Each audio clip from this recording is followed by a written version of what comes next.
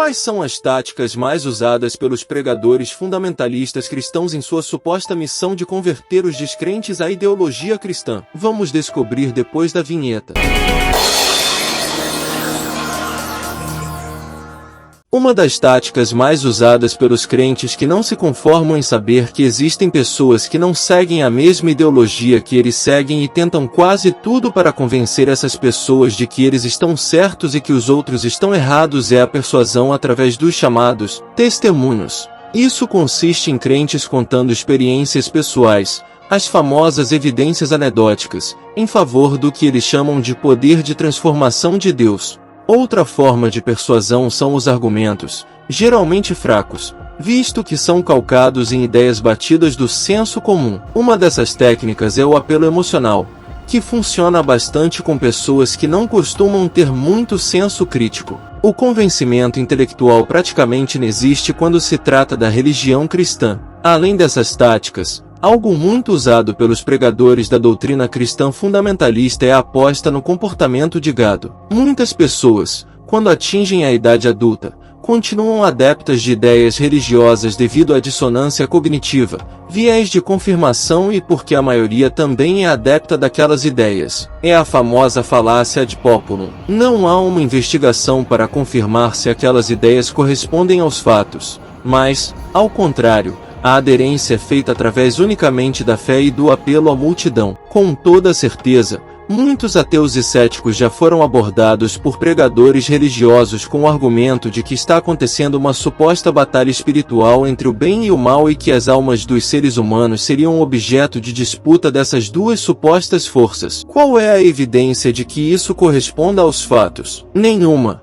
Não há evidência de que isso seja uma verdade objetiva porque o próprio conceito de espiritualidade está ligado a um conceito meramente subjetivo e o próprio conceito de sobrenatural nunca foi testado. O sobrenatural é aceito somente através da fé. Fazendo tal abordagem, o pregador se comporta como se aquilo que ele esteja falando fosse realmente verdade, como se realmente existisse uma batalha espiritual entre anjos e demônios disputando a suposta alma do descrente. Daí, ele se dirige ao descrente falando que, se ele entregar sua vida ao Deus que ele professa, a alma do descrente estaria salva. Ele morreria algum dia, como todo mundo, mas a alma dele estaria garantida em um lugar especial e aprazível. Mesmo que admitamos que essa tese aparentemente absurda da batalha espiritual fosse real, qual seria a garantia de que a suposta alma estaria salva depois da morte? Segundo o critério dos crentes, a descrença seria demolida quando o descrente abrisse o coração para aquelas supostas verdades,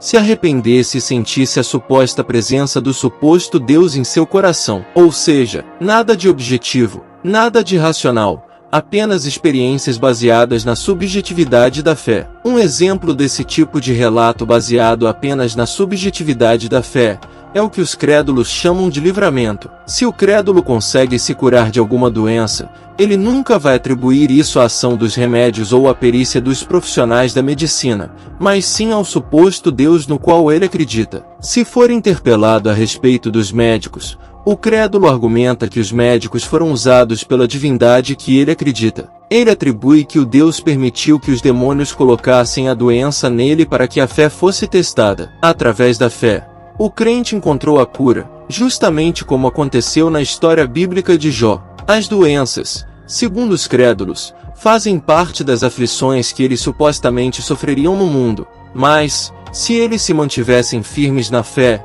eles venceriam a batalha espiritual. Realmente, uma explicação que não explica nada, pois é baseada apenas em subjetividade e tradição religiosa. Absolutamente nenhum resquício de racionalidade. Quando o descrente se opõe a tal visão religiosa, acusando-a de irracional, os crentes, por sua vez, acusam o descrente de ser dominado por pensamentos demoníacos. Desse jeito, se o descrente mantiver a sua posição de alegar falta de evidências, ele estaria optando pelo lado do mal na suposta batalha espiritual. O tal Deus do pregador estaria oferecendo salvação e o descrente estaria negando simplesmente porque não consegue ver consistência naquilo, não consegue ver nada de racional nisso tudo. Quando a pessoa é exposta a tal massacre verbal religioso, a tendência de conversão, se ela não tiver um arcabouço intelectual para rebater toda aquela retórica religiosa desprovida de apelo racional. Pessoas desprovidas de senso crítico são, em tese, mais propensas a ser vítimas de discursos eivados de sentimentalismo, e nisso consiste o discurso de persuasão dos pregadores religiosos. A própria palavra pregação já remete ao verbo pregar, de fincar um prego através de constante martelação. O prego é a retórica persuasiva religiosa.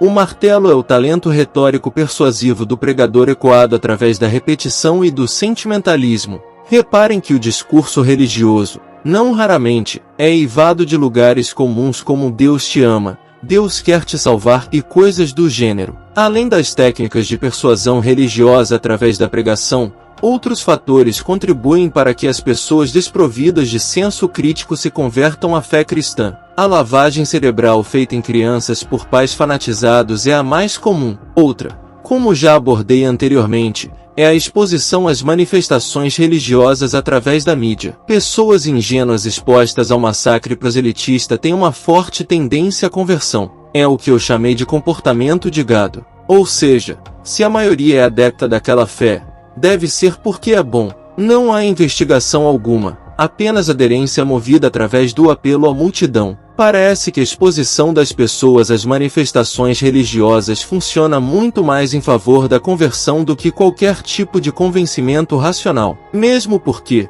se o prosélito tentar a via racional, ele poderá, no máximo, converter o descrente ao agnosticismo. Não há crença em alguma divindade das tradições. É muito interessante estudar como os antigos usavam a razão para tentar provar a existência de alguma divindade, como faziam os intelectuais da Igreja Católica, como Aquino e Agostinho. Mas as reflexões dos filósofos teístas encontram uma barreira severa quando são usadas para acomodar os deuses das religiões ditas reveladas, visto que estes são claramente produtos de tradições que são passadas muitas vezes por oralidade e outras por escritos antigos grandemente contraditórios e inverossímeis. Resumindo, as pessoas aderem a uma religião ou a algum tipo de crença religiosa ou espiritualista devido ao que eu classifiquei como comportamento de gado. As pessoas, de forma bovina, seguem o fluxo, vão para onde a maioria está indo, não raciocinam de forma profunda a respeito de suas escolhas. E o que interfere na escolha guiada pelo comportamento de gado são falácias, principalmente evidência anedótica, explicitada pelos testemunhos de crentes. Dizer a outra pessoa que a sua crença funciona baseada apenas em evidência anedótica é muito mais simples e eficiente do que basear as suas crenças religiosas em argumentos racionais. Outro fator que contribui muito para que as religiões conquistem cada vez mais adeptos são as guerras, as doenças e a injustiça social. Em geral, países do terceiro mundo, subdesenvolvidos e nas teocracias, as pessoas possuem uma maior tendência a aderir a crenças religiosas. Isso talvez ocorra porque a sensação de desamparo e desalento perante as dificuldades em viver em sociedades conflagradas ou excessivamente repressivas levam muitos a buscar ajuda em crenças que oferecem algum tipo de conforto. Por outro lado, temos o exemplo dos países nórdicos, onde a prosperidade social leva a maioria das pessoas a menosprezar as crenças e os rituais religiosos. Para encerrar, gostaria de deixar um questionamento para todos os que assistiram a este vídeo até aqui.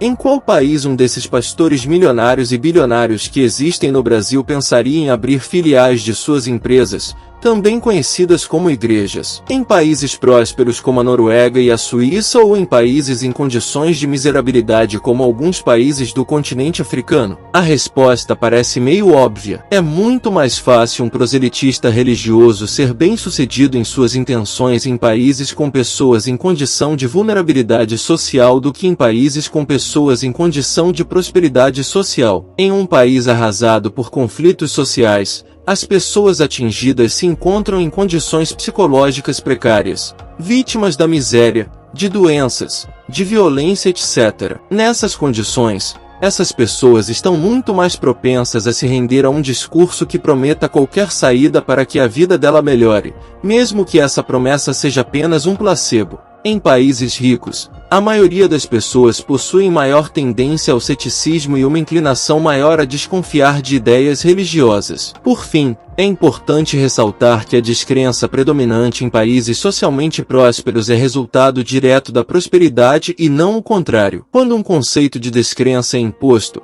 como acontecia nas ditaduras socialistas, não vemos prosperidade sem repressão. O mesmo vale para os países com maioria religiosa. A religiosidade e espiritualidade não parecem produzir a miséria, mas parecem ser um produto direto do medo, do desespero e da fragilidade produzidas pelas condições de miserabilidade de determinadas sociedades. Nesse caso, a religiosidade parece ser consoladora para os crentes e rentável para os poderosos. Por favor, inscreva-se no canal. Aperte o sininho para receber as notificações e compartilhe os links dos vídeos nas redes sociais.